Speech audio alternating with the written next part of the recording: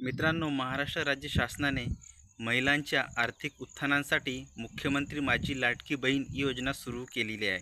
आणि ह्या योजनेसाठी कोणकोणती पात्रता आणि कोणत्या महिलांना ह्या योजनेचा लाभ मिळेल, तर याची माहिती आपण प्रत्यक्षात या व्हिडिओमध्ये पाहणार आहोत. तर मित्रांनो, आपण जर या व्हिडिओमध्ये जर नवीन असाल तर या चॅनलला तुम्ही लाईक करा आणि सबस्क्राईब करायला विसरू नका. तर पाहूया मुख्यमंत्री माझी लाडकी बहीण या योजनेची संपूर्ण माहिती.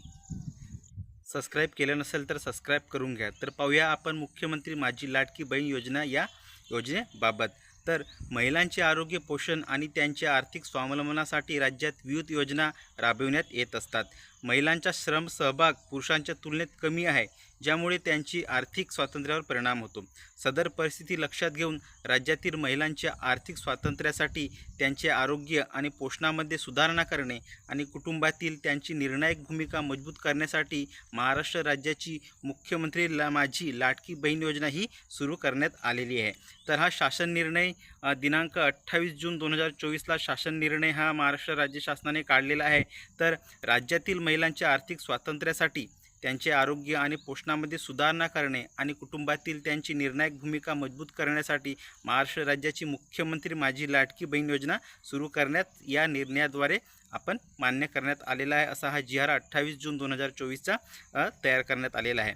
तर या योजनेचे उद्देश काय आहे, तर राज्यातील महिला व मुलींना पुरेशा सोयीसुविधा उपलब्ध करून रोजगार निर्मितीस चालना देणे, त्यानंतर त्यांचे आर्थिक आणि सामाजिक पुनर्वसन करणे, राज्यातील महिला स्वावलंबी आणि आत्मनिर्भर करणे, तसेच राज्यातील महिलांना व मुलींना सशक्तीकरणास चालना मिळणे, महिला आणि त्यांच्यावर अवलंबून असलेल्या मुलांचे आरोग्य आणि पोषणमध्ये सुधारणा करणे. तर अशा प्रकारे हे या योजनेचे उद्देश आहे.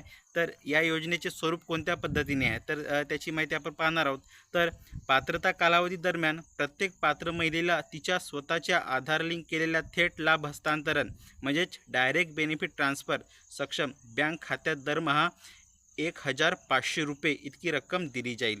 तर या योजनेसाठी कोणकोणते लाभार्थी आहेत, तर पहा मित्रांनो, महाराष्ट्र राज्यातील 21 ते 60 या वर्ष वयोगटातील विवाहित, विधवा, घटस्फोटित, परित्यक्त्या आणि निराधार महिलांना या योजनेचा लाभ मिळणार आहे. तर या योजनेच्या लाभार्थ्यांची पात्रता काय असणार आहे, तर याची माहिती आपण पाहणार आहोत. तर लाभार्थी महिला ही महाराष्ट्र राज्याच्या रहिवासी असणे आवश्यक आहे. तसेच राज्यातील विवाहित, विधवा, घटस्फोटित, परित्यक्त्या आणि निराधार महिला यांनासुद्धा ह्या योजनेचा लाभ मिळणार आहे. तसेच महिलांची किमान वयाची 21 वर्ष पूर्ण आणि कमाल वयाची 60 वर्ष पूर्ण झालेली असावी. तसेच सदर योजनेअंतर्गत लाभ घेण्यासाठी अर्ज करणाऱ्या लाभार्थ्यांची बँक खाते असणे आवश्यक आहे. तसेच लाभार्थी कुटुंबाचे वार्षिक उत्पन्न रक्कम हे 2.50 लाख म्हणजेच 2.5 लाख रुपयांपेक्षा अधिक नसावी.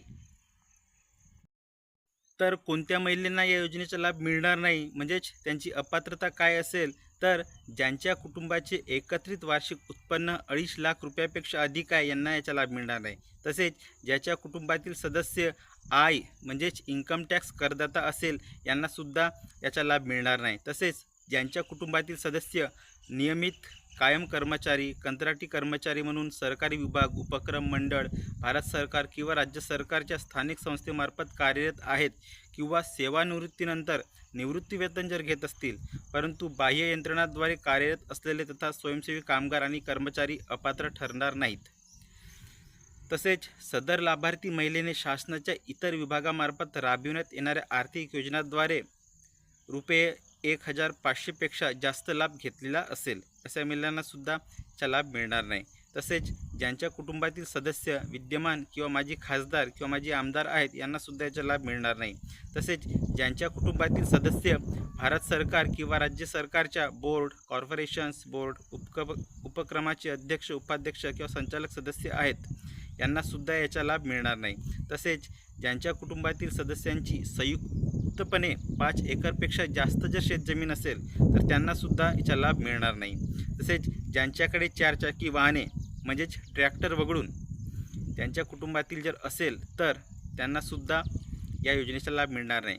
तसेच सदर योजनेच्या पात्रता व अपात्रता निकषांमध्ये सुधारणा करण्याची आवश्यकता असल्यास नियोजन व वित्त विभागाने अभिप्राय घेऊन शासन मान्यतेस कारवाई करण्यात येईल. म्हणजेच यामध्ये आणखी पात्रता आणि अपात्रता काय तर याच्यामध्ये आणखी सुद्धा सुधारणा करण्यात येईल अशी या GR मध्ये लिहिलेलं आहे. तर मित्रांनो, या योजनेमध्ये लाभ घेण्यासाठी कोणकोणती कागदपत्रे सादर करणे आवश्यक आहे तर याची माहिती आपणच पाहणार आहोत.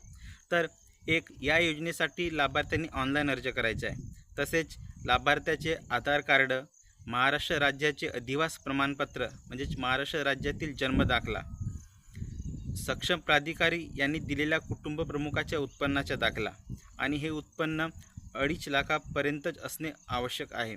तसेच बँक खाते पासबुकाच्या पहिल्या पानाची छायांकित प्रत लागणार आहे. तसेच पासपोर्ट आकाराचा एक फोटो लागणार आहे आणि रेशन कार्ड आणि सदर योजनेच्या अटी व शर्तीचे पालन करण्याबाबतचे हमीपत्र असे लिहून घेण्यात येणार आहे. तर अशा प्रकारे हे कागदपत्रे आपणास लागणार आहेत. तसेच ज्यांना आता अर्ज कसा भरायचा आहे तर ज्यांना अर्ज ऑनलाईन भरता येत नसेल तर त्यांनी त्यांच्या गावच्या अंगणवाडी सेविकांकडे जायचं आहे आणि त्या ठिकाणी त्यांच्यामार्फत मोबाईलद्वारे हा फॉर्म भरून घ्यायचा आहे. तसेच ही अर्ज करण्याची प्रक्रिया पूर्ण विनामूल्य असेल आणि अर्जदार महिलेने स्वतः उपरोक्त ठिकाणी उपस्थित राहणे आवश्यक आहे, जेणेकरून तिचा थेट फोटो काढता येईल आणि KYC करता येईल. यासाठी महिलेने खालील माहिती आणणे म्हणजे ज्यावेळेस आपण फॉर्म भरू त्यावेळेस खालील माहिती आणणे आवश्यक आहे. तर त्यामध्ये कुटुंबाचे पूर्ण ओळखपत्र म्हणजे रेशन कार्ड घेऊन यायचं आहे आणि स्वतःचे आधार कार्ड घेऊन जायचं आहे. तर मित्रांनो, अर्ज करण्याची सुरुवात आहे 1 जुलै 2024 आणि अर्ज प्राप्त करण्याचा जो शेवटचा दिनांक आहे तो 15 जुलै 2024 आहे. तर ह्या 15 जुलैच्या आतमध्ये आपल्याला हा फॉर्म ऑनलाईन किंवा अंगणवाडी सेविका यांच्याकडे भरणे आवश्यक आहे. ही माहिती कशी वाटली मित्रांनो? अशाच विविध प्रकारच्या योजनांच्या माहितीसाठी आमच्या चॅनलला सबस्क्राईब करा, लाईक करा आणि व्हिडिओला शेअर करायला विसरू नका. धन्यवाद मित्रांनो. थँक्यू.